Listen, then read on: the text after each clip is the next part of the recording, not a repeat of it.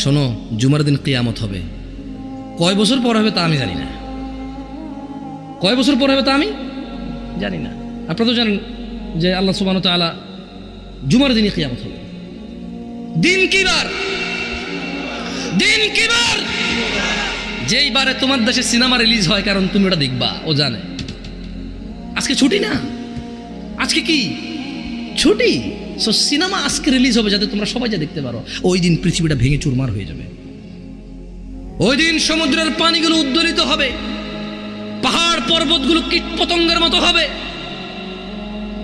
তারকা নক্ষত্র ঝরে পড়বে, সূর্য আলোহীন হয়ে যাবে, মাটি তার সবকিছু বের করে দিবে। ওই দিন তুমি সিনেমা দেখো ভাই। আর কালকে শুক্রবার, এই জন্য আজকে বৃহস্পতিবার সারা রাত তুমি জেগে থাকবা। কেন? কালকে শুক্রবার, তুমি জানো না কালকে কিয়ামতের দিন।